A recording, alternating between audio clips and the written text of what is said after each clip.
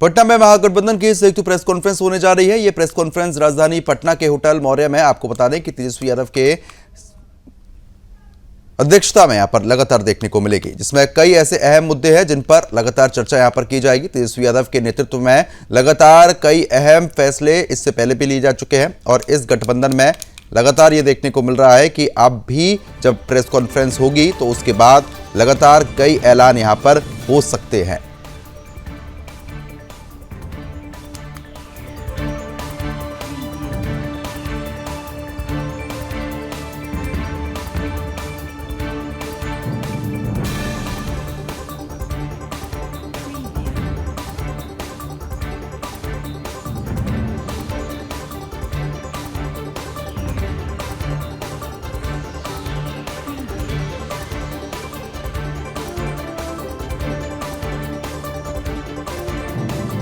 वो यहां पर आज देखने को मिल सकता है। तो आपको बता दें, क्योंकि महत्वपूर्ण फैसले हैं और ऐसे में ये फैसले जो हैं वो लगातार गठबंधन यहां पर करता हुआ नजर आएगा। तो आपको बताते चलें कि आज प्रेस कॉन्फ्रेंस होगी और प्रेस कॉन्फ्रेंस में कई अहम जानकारियां साझा की जा सकती हैं।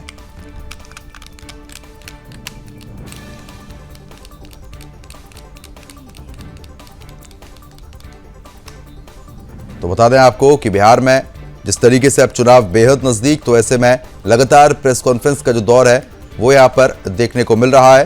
साथ ही साथ आपको बता दें कि तेजस्वी यादव महागठबंधन का मुख्यमंत्री चेहरा हो सकते हैं। इस बात का ऐलान भी जल्द ही किया जा सकता है, क्योंकि जिस तरीके की तैयारियां लगातार देखने को मिल रही है, ऐसे में ये कहना गलत नहीं होगा कि जल्द ही बड़े ऐलान यहां पर जरूर देखने को मिलेंगे। तो बता दें आपको कि पटना में महागठबंधन की बड़ी प्रेस कॉन्फ्रेंस, इस वक्त की ये महत्वपूर्ण जानकारी आपको बता रहे हैं। और जिस तरीके से एनडीए लगातार अपनी तैयारी कर रहा है, वैसे ही महागठबंधन जो है वो अपनी तैयारी लगातार करता हुआ यहां पर नजर भी आ रहा है।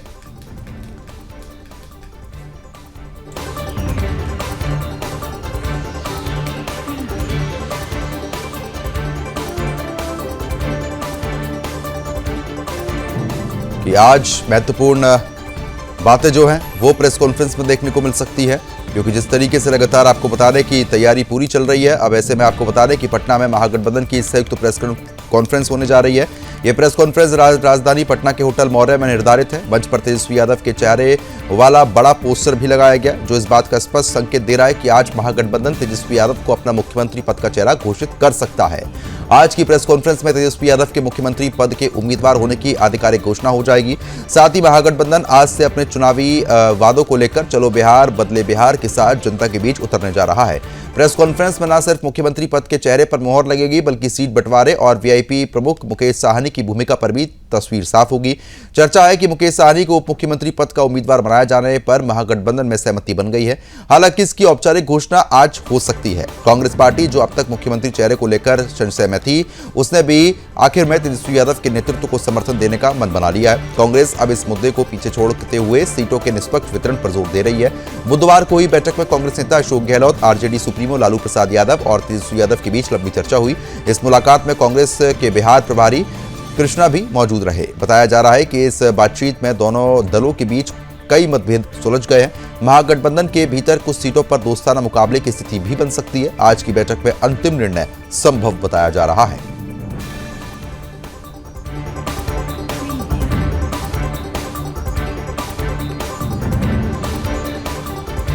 तो बता दें आपको, क्योंकि जिस तरीके से नारा तय चलो बिहार बदले बिहार अभियान की भी शुरुआत होगी।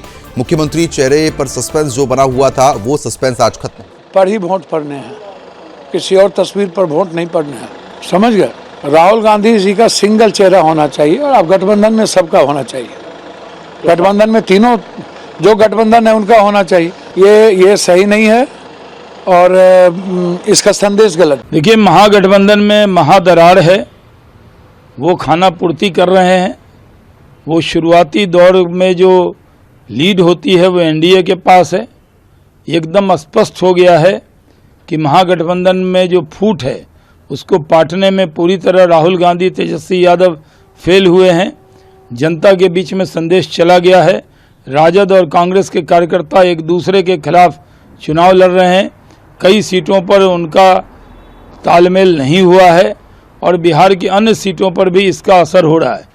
इसलिए जीतेगा एनडीए, सरकार बनाएगा एनडीए। बिहार में तेजस्वी ही तेजस्वी है, ये बात बिहार की जनता जानती है कि तेजस्वी यादव जी के वादों, इरादों, संकल्पों पर जनता वोट करने जा रही है 243 सीटों पर।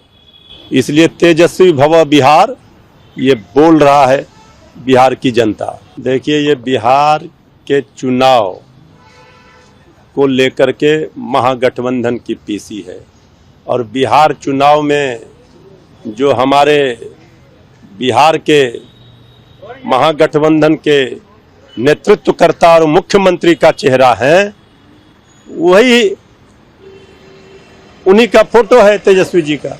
देखिए, डैमेज कंट्रोल की कोशिश अगर वो करना भी चाहे तो महागठबंधन की सेहत सुधरने नहीं जा रही है। तेजस्वी यादव को लेकर कांग्रेस और साथी दलों के अंदर अविश्वास का संकट बहुत ज्यादा बढ़ गया है, और अगर उनकी स्वीकार्यता ऐसी होती तो जिस तरीके से अलग अलग पार्टियों की सूचियां और 1 दर्जन सीटों पर घमासान आपस में, ये स्थितियां उत्पन्न नहीं होती। अब एक कवायद है, वो चाहेंगे, मुकाबले में बहुत पीछे चले गए हैं, तो एक और नए शिगुफे के साथ, इसलिए कि ये कोशिश लगातार उनकी ओर से होती है, कुछ ना कुछ धमाका वो अपनी ओर से करते रहे। लेकिन बिहार की जमीनी सच्चाई ये है कि बिहार के मुख्यमंत्री नीतीश कुमार जी और देश के यशस्वी प्रधानमंत्री नरेंद्र मोदी जी के नेतृत्व में एनडीए का विजय रथ बहुत आगे बढ़ गया है, और मुकाबले में बिखरा हुआ महागठबंधन कहीं नहीं है। इसीलिए कोई भी प्रयास उनकी ओर से हो, चेहरा वो बने न बने, महागठबंधन की बड़ी हार होगी।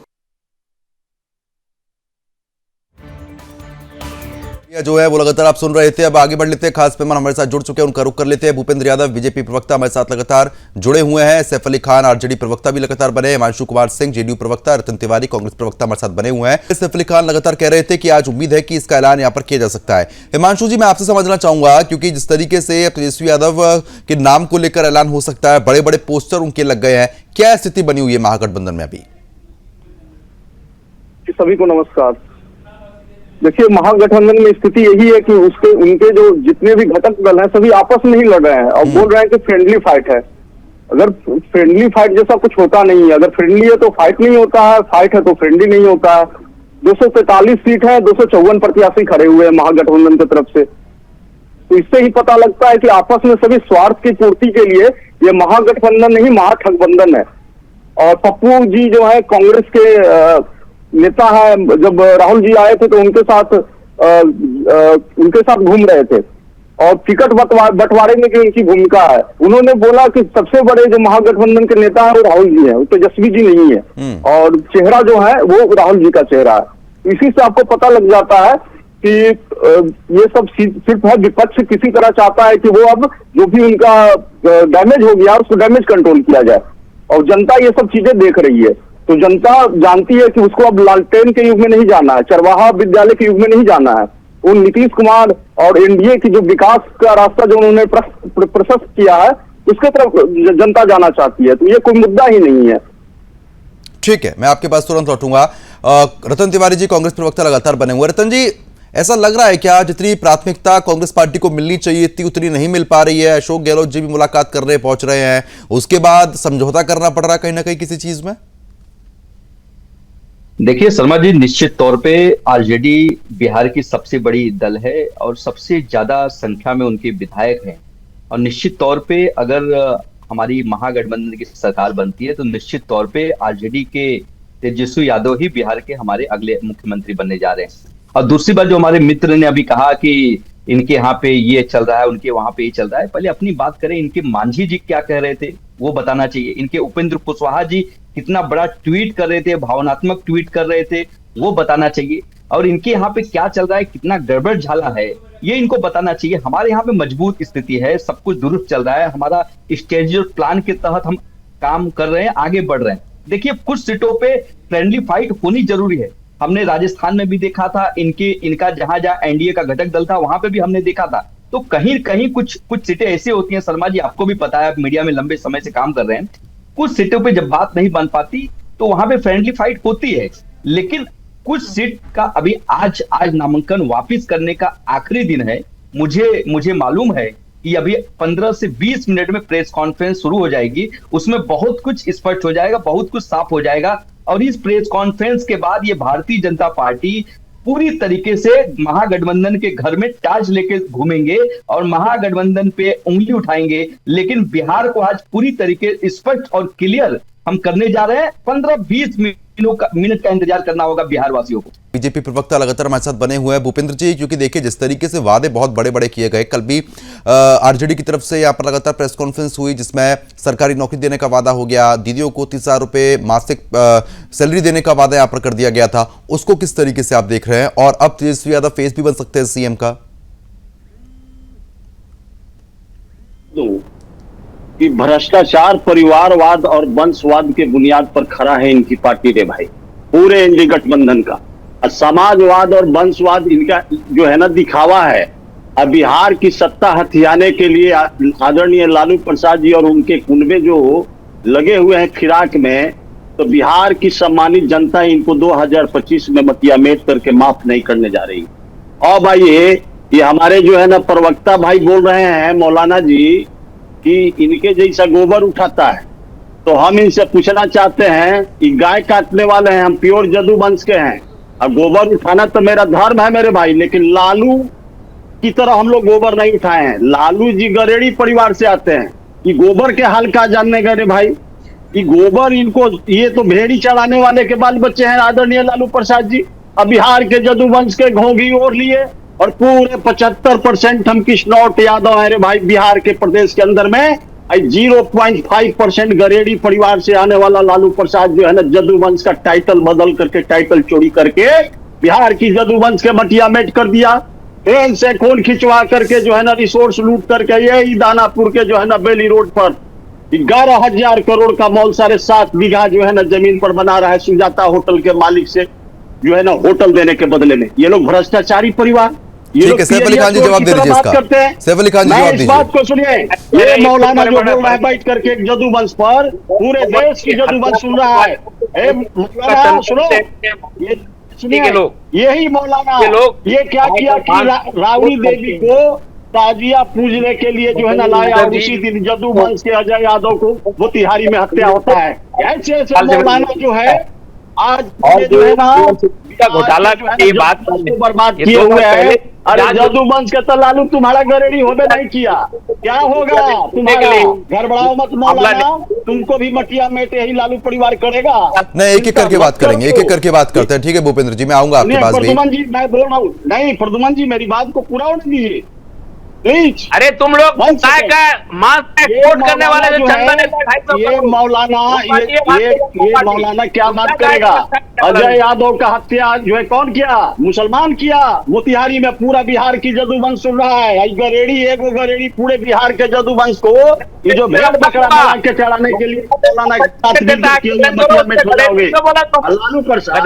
लालू प्रसाद गरेड़ी है और गाय। चलो ठीक है, मैं आऊंगा आपके पास। ठीक है, आऊंगा भूपेंद्र जी। सैफ अली जी, ठीक है मैं आऊंगा आपके पास भूपेंद्र जी, अब आपकी बात पूरी हो गई है। सैफ अली जी, अब देखिए एक जंगल राज पहले था, शहाबुद्दीन के बेटे को टिकट देना, उसके बाद बड़े बड़े ऐलान करना, अब सीएम फेस का भी ऐलान हो जाएगा। जनता विश्वास कर पाएगी?